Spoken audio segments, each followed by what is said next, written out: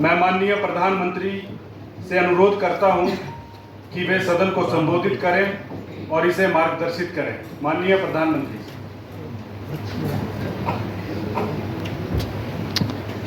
नहीं जाना जाता है। हाँ, आज से 50 साल पूर्व इसी दिन एक युवा और आशावान देश की प्रगति पर अभूतपूर्व रूप से आपातकाल थोपे जाने से उसके भविष्य पर अंधकार छा गया था। प्रधानमंत्री के रूप में मैं इस पद की गरिमा और जिम्मेदारी को भली भांति समझती हूँ।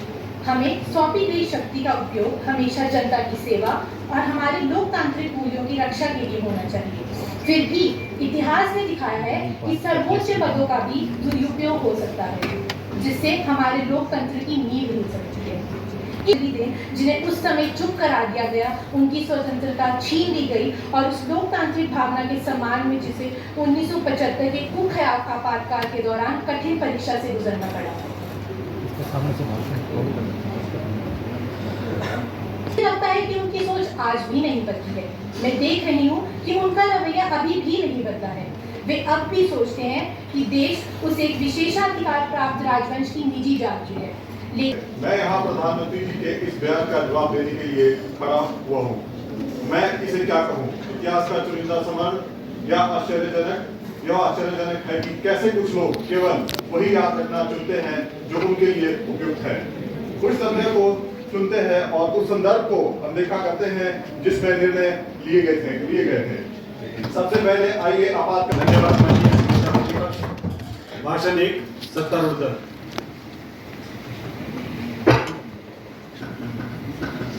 माननीय अध्यक्ष, सबसे पहले आपको मेरा नमस्कार। जब मैं विपक्ष के नेता का भाषण सुना जिसमें वे आपातकाल का इतने अधिकार और असंवेदनशील के साथ बचाव कर रहे थे, तो मुझे विंस्टन चर्चिल की वे बंगाल अकाल पर दी गई टिप्पणियां, जब उन्होंने लोगों के दुख को यह कहकर खारिज कर दिया कि ये उनकी अपनी गलती है जो खरगोशों की तरह बच्चे पैदा करते हैं। दोनों ही मामलों में जनता पर दोष डालने की कह कर क्षमा करें, यह कहने के लिए अहंकार और मानव गरिमा के प्रति गहरी उपेक्षा ये दावा करना कि बार-बार चुनावी जीत से संवैधानिक अधिकारों को कुचलने को उचित ठहराती है, लोकतंत्र के मूल तत्व की अनदेखी करना है। 1975 में माननीय न्यायालय का आदेश स्पष्ट था, कोई भी जनादेश और प्रभावी रूप से इंदिरा गांधी को पद से हटाना, चाहे वे कितना भी बड़ा क्यों ना हो, किसी भी नेता को वह करने का अधिकार नहीं देता जो इंदिरा गांधी ने आपातकाल के दौरान किया था। उनके विपरीत जिन्होंने अतीत में असहमति की आवाजों को दबाने का रास्ता चुना। अध्यक्ष जी, आइए हम 1971 के आम चुनाव को याद करें, जब श्रीमती गांधी और कांग्रेस को एक उल्लेखनीय जनादेश प्राप्त हुआ था। 352 सीटें, जितना निस्संदेह एक सराहनीय उपलब्धि थी। लेकिन क्या वह वाकई एक ईमानदार जीत थी? इसका उत्तर है नहीं। और ये मैं नहीं कह रही, बल्कि ये तो माननीय इलाहाबाद उच्च न्यायालय का ऐतिहासिक राजनारायण केस में दिया गया निर्णय था, जिसमें श्रीमती गांधी को चुनावी भ्रष्टाचार और अनियमितताओं का दोषी पाया गया। राजपत्रित अधिकारों को जो उस भाषण 2 सत्तारूढ़ दल।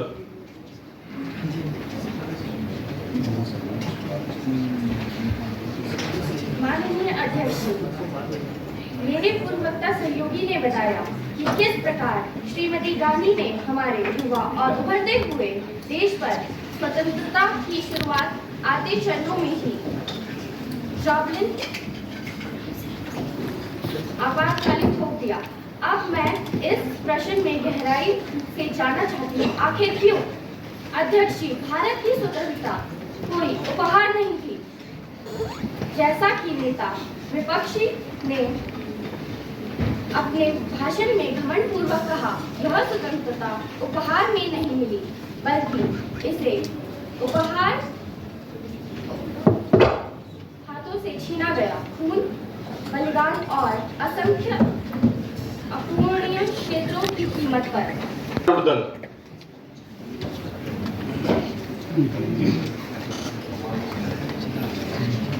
माननीय अध्यक्ष महोदय,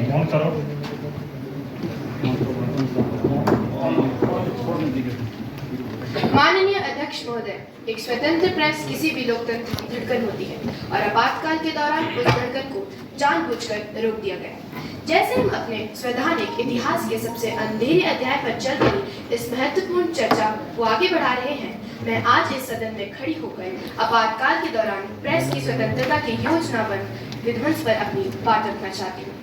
जैसे 25 जून 1975 को आपातकाल घोषित किया गया, सरकार ने फुर्ती से कदम उठाए, सिर्फ असहमति की आवाज को दबाने के लिए नहीं, बल्कि उन्हें पूरी तरह मिटाने के लिए। समाचार कक्ष सन्नाटे में डूब गए, प्रिंटिंग प्रेस थम गए और स्वयं सत्य को राज्य की सेंसरशिप के पीछे कैद कर दिया गया। यह कोई साधारण प्रशासनिक निर्णय नहीं था, एक सोची समझी और घातक हमला था। इस दुर्भाग्यपूर्ण रात को दिल्ली के प्रमुख समाचार पत्र कार्यालय जैसे इंडियन एक्सप्रेस और द स्टेट्समैन की बिजली आपूर्ति काट दी गई, ताकि आपातकाल की खबरें किसी भी संस्करण में प्रकाशित ना हो सके। जब तक बिजली बहाल हुई, तब तक एक पूर्ण सेंसरशिप स्थापित कर दी गई थी। सत्तारूढ़ दल। माननीय अध्यक्ष, लोकतंत्र एक ही क्षण में समाप्त नहीं होता, इसे बंद कर दिया जाता है, एक समय में एक ब्लैकआउट होता है। आपातकाल पर चल रही इस महत्वपूर्ण चर्चा को आगे बढ़ाते हुए आज मैं इस सदन का ध्यान एक कम चर्चित लेकिन अत्यंत भयावह रणनीति की ओर आकर्षित करना चाहता हूँ। इंदिरा गांधी सरकार द्वारा देश भर में योजनाबद्ध रूप से किए गए मीडिया ब्लैकआउट। आपातकाल के दौरान सेंसरशिप केवल कागज पर लाल निशानों तक सीमित नहीं थी, यह पूरे देश में एक खामोशी की चादर की तरह फैल गई थी। कांग्रेस